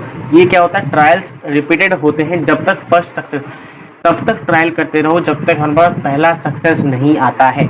इसका मतलब toss a coin till you get a head, इसको हम लोग एक एग्जांपल मान सकते हैं। तो पहला हेड जब तक आएगा तब तक, पहला हेड अगर आ गया तो सक्सेस मिल गई, फर्स्ट सक्सेस, तो स्टॉप हो जाना उसी टाइम पे। ठीक है, तो दिस इज कॉल्ड हमारे पास क्या, दिस इज कॉल्ड हमारे पास ज्योमेट्रिक डिस्ट्रीब्यूशन, है ना, ज्योमेट्रिक डिस्ट्रीब्यूशन बोलते हैं। इसका जो पी एक्स होता है that is P Q F की power minus one, P Q की power X minus one, mean और वेरियंस जो है वो आपको यहाँ पे गिवन है। ठीक है, बढ़ते हैं अपने लास्ट टॉपिक की ओर, दैट इज कॉल्ड हमारे पास गामा डिस्ट्रीब्यूशन फंक्शन। क्या बोला मैंने, गामा डिस्ट्रीब्यूशन फंक्शन, सॉरी थोड़ा सा इसको, हाँ ओके। तो गामा डिस्ट्रीब्यूशन फंक्शन क्या होता है दोस्तों, एक पैरामीटर बेसिकली हमारे पास यहाँ पे गामा होता है, एक पैरामीटर लैम्डा जैसे था, parameter lambda if its PDF is, basically हमारे पास एक एफ होता है, बेसिकली ये क्या होता है, एफ होता है, पीडीएफ होता है, एफ इज इक्वल टू इसकी हमारे पास बेसिकली अगर एक्स की वैल्यू 0 से लेकर इन्फिनाइट तक है तो जो एफ होगा वो ई की पावर माइनस एक्स की power minus lambda minus one upon में गामा लैम्डा, गामा मतलब ये होता है, gamma lambda is equal to n minus one का फैक्टोरियल होता है। ठीक है, ओके। टू चेक पीडीएफ, हमारे पास मैंने बताया था ये रीजन होता है कि भाई चेक पीडीएफ है कि नहीं, तो 1 के बराबर आ रहा है तो हमारे पास पीडीएफ है, तो आप उसको यहाँ पे उसको क्या कर सकते हो, एनालाइज कर सकते हो, इसको बेसिकली शो कर सकते हो। ठीक है, अगर मैं बात करूँ यहाँ पे दोस्तों, F x basically cumulative distribution function अगर मेरे को यहाँ पे निकालना है दोस्तों, क्यूमुलेटिव फंक्शन क्या होता है, हमारे पास इंटीग्रेशन होता है माइनस इन्फिनिट से इन्फिनिट तक एफ एक्स डी एक्स का। तो यहाँ पे माइनस इन्फिनिट से 0 तक लेके गया एफ एक्स डी एक्स को, एंड 0 से लेकर x तक लेके गया, तो दिस इज तो 0 है ना, और एफ एक्स डी एक्स 0 से x तक हमारे पास क्या हो गया, 0 से लेकर इन्फिनिट तक हमारे पास इधर आएगा F x D x, F x की जगह मैंने ये वाली वैल्यू डाल दी है, और बाकी आपको पूरा यहाँ पे मिल जाने वाला है। ठीक है ना, तो this is all about gamma distribution function, क्या, गामा डिस्ट्रीब्यूशन फंक्शन के बारे में नॉलेज। तो दोस्तों that's all about the session, yes thanks for watching. तो आज हमने क्या क्या कर लिया है दोस्तों, आज हमने बहुत चीज़ें कवर की है, सब कुछ फ्रॉम दी बेस हमने स्क्रैच शुरू किया, रैंडम वेरिएबल क्या होता है, डिस्क्रीट रैंडम वेरिएबल क्या होता है, कंटिन्यूस रैंडम वेरिएबल क्या होता है, मैथमेटिकल एक्सपेक्टेशंस मीन और वेरिएंस कैसे निकालते हैं डिस्क्रीट रैंडम वेरिएबल में और कंटिन्यूस रैंडम वेरिएबल के अंदर। फिर हमने देखा क्यूमुलेटिव डिस्ट्रीब्यूशन फंक्शन क्या होता है, बाइनोमियल डिस्ट्रीब्यूशन क्या होता है कि भाई सारे ट्रायल्स हमारे पास इंडिपेंडेंट होते हैं, नंबर ऑफ ट्रायल्स फाइनाइट होता है, प्रोबेबिलिटी ऑफ सक्सेस होता है सेम ईच ट्रायल के अंदर। फिर देखा भाई मीन और वेरिएंस कैसे निकालते हैं हमारे पास किसका, बाइनोमियल डिस्ट्रीब्यूशन का, एनपी और एनपीक्यू। पॉइसन डिस्ट्रीब्यूशन क्या होता है, बेसिकली जब हमारे पास नंबर ऑफ ट्रायल्स बहुत ज़्यादा हो और हमारे पास जो प्रोबेबिलिटी ऑफ सक्सेस है वो बहुत कम हो, उस केस में हमारे पास बाइनोमियल डिस्ट्रीब्यूशन लगता है। फिर हमने देखा एक्सपोनेंशियल डिस्ट्रीब्यूशन क्या होता है, रेक्टेंगुलर यूनिफॉर्म डिस्ट्रीब्यूशन क्या होता है, नॉर्मल डिस्ट्रीब्यूशन क्या होता है, उसका टेबल देखा। This is called what, this is called हमारे पास जेड टेबल दोस्तों। क्या होता है ये, दिस इज हमारे पास जेड टेबल। क्या होता है दोस्तों ये, मैं आपको बता दूं, जेड टेबल होता है जिसमें हमारे जेड की वैल्यूज हम लोग ढूंढते हैं। हम देखेंगे कि यहाँ पे हमारे पास क्या होगा, 0.1, 1.2 ऐसे करके देखेंगे, और यहाँ पे हम लोग उसका सेकेंड वाला डिजिट देखेंगे, मतलब 10th डिजिट हम लोग यहाँ पे देखने वाले हैं, और यहाँ पे मैच करके हम वैल्यूज निकालने वाले हैं। This is basically standard normal distribution, जहाँ पे जो पैरामीटर है बेसिकली वो 0 और 1 है। दिस इज हमारे पास मीन एंड दिस इज हमारे पास sigma, that is standard deviation. ये हमारे पास सिमेट्रिक होता है वाई एक्सिस के अबाउट, 0.5 एरिया होता है यहाँ पे, एंड दिस इज ऑल्सो हमारे पास दिस इज ऑल्सो एरिया जो है 0.5 के बराबर होता है, ठीक है। एंड टोटल एरिया जो है, टोटल एरिया हमारे पास, टोटल एरिया यहाँ पे 1 के बराबर होता है, ठीक है। दिस इज जेड टेबल खत्म, ठीक है। एंड पी एक्स होता है बेसिकली एक कंटिन्यूस रैंडम वेरिएबल होता है, sorry, this is continuous random variable हमारे पास ये होता है। तो ये भी आपको ध्यान रखना है भाई, कंटिन्यूस रैंडम वेरिएबल है मतलब हमारे पास एफ एक्स आएगा, बेसिकली पीडीएफ आएगा, नॉर्मल वेरिएबल भी जिसे हम लोग बोलते हैं। दिस इज जेड, ये भी ध्यान रखना है। और अगर 0 1 हुआ तो हमारे पास स्टैंडर्ड नॉर्मल डिस्ट्रीब्यूशन हो जाने वाला है, ठीक है। That's all. नेगेटिव डायनोमियल डिस्ट्रीब्यूशन क्या होता है, नंबर ऑफ सक्सेस फिक्स होते हैं, नंबर ऑफ ट्रायल्स इंडिपेंडेंट होता है। गामा डिस्ट्रीब्यूशन देख लिया कि भाई जब F X is equal to E की पावर माइनस एक्स, एक्स की पावर लैम्डा माइनस 1 के बराबर हो, एंड अपॉन में गामा लैम्डा हो, जब एक्स की वैल्यू 0 से लेकर इन्फिनिट को टेंड कर रही हो तो उसे हम लोग एफ एक्स बोलते हैं, एंड 0 अदरवाइज केसेस में हमारे पास होता है। मीन और वेरिएंस हम जब मूवमेंट जनरेटिव फंक्शन पढ़ेंगे तो निकालना इसका सीख लेंगे, ठीक है। तो आज आज की लेक्चर में हमने देखा, सबसे पहली बात तो डिस्क्रीट रैंडम वेरिएबल क्या होता है, कंटीन्यूअस रैंडम वेरिएबल क्या होता है, क्यूमुलेटिव डिस्ट्रीब्यूशन फंक्शन क्या होता है। फिर हमने देखा कि भाई बाइनोमियल डिस्ट्रीब्यूशन क्या होता है, पॉइसन डिस्ट्रीब्यूशन क्या होता है, नॉर्मल डिस्ट्रीब्यूशन क्या होता है, गामा डिस्ट्रीब्यूशन, एक्सपोनेंशियल, और हमारे पास यहाँ पे यूनिफॉर्म डिस्ट्रीब्यूशन। तो एक एक करके दोस्तों हमारे पास जितना एक रिकैप है, वैसे तो पूरा लेक्चर हो चुका है, तो जस्ट फॉर दी सेक हमें क्या करने वाले हैं, यूनिफॉर्म डिस्ट्रीब्यूशन में हमारे पास क्या था, मीन अगर मेरे को यहाँ पे निकालना था तो a प्लस बी बाई 2 था, है ना, है ना, है ना, है ना। और a माइनस बी का होल स्क्वायर अपॉन में 12 is the variance of what, variance of हमारे पास यहाँ पे यूनिफॉर्म डिस्ट्रीब्यूशन। बाइनोमियल की बात करूं तो मीन था हमारे पास एनपी, और जो सिग्मा स्क्वायर था दैट इज एनपी क्यू के बराबर था, ठीक है। पॉइसन की मैं बात करूं तो लैम्डा और लैम्डा के बराबर था मीन और वेरिएंस, ठीक है। नॉर्मल डिस्ट्रीब्यूशन की मैं बात करूं तो ये तो गिवन होता है, तो म्यू और सिग्मा गिवन होगा तो वहां से आप निकाल सकते हो। यहाँ पे मैं बात करूं तो म्यू बराबर हमारे पास 1 बाई लैम्डा था, और हमारे पास जो सिग्मा स्क्वायर था that is 1 upon lambda square, और अगर मैं स्टैंडर्ड डेविएशन की बात करूँ तो 1 अपॉन लैम्डा था, ठीक है। तो यहाँ पे एक्सपोनेंशियल डिस्ट्रीब्यूशन में अगर हमारे पास मीन गिवन है किसी चीज़ का, तो हम पैरामीटर लैम्डा को कैलकुलेट कर सकते हैं just by 1 upon lambda is equal to mu, है ना। 1 अपॉन लैम्डा अपॉन में म्यू करके मैं इसका पैरामीटर यहाँ पे निकाल सकता हूँ, है ना। तो बस रिवाइज कर लिया, क्विक रिकैप कर लिया दोस्तों हमने कि भाई क्या क्या हम लोगों ने पढ़ लिया है, सारी चीज़ें हमने यहाँ पे कवर करने की कोशिश की है दोस्तों। इसका जो सेशन पीडीएफ है वो आपको इसी वीडियो के नीचे डिस्क्रिप्शन में टेलीग्राम चैनल मिलेगा, वहाँ पे जाके आप इसको एक्सेस कर सकते हो। पूरा पीडीएफ आपको यहाँ पे मिल जाने वाला है free of cost, of course, है ना। कुछ पैसे वैसे देने की जरूरत नहीं है, आप टेलीग्राम चैनल ज्वाइन करोगे वहाँ पे मैं अपलोड कर दूंगा, जस्ट इस सेशन के बाद मैं अपलोड कर देने वाला हूँ, ठीक है। And yes, thanks for watching. बहुत मेहनत लगी है दोस्तों इसको बनाने में, एनालाइज करने में, और अच्छी तरीके से आपको डिलीवर करने में बहुत मेहनत लगी है दोस्तों। थोड़ा सा इस वीडियो को अपने आप प्यार दीजिएगा, ठीक है। एंड अपने दोस्तों के साथ इस वीडियो को शेयर कर दीजिएगा, ठीक, पहली बात तो।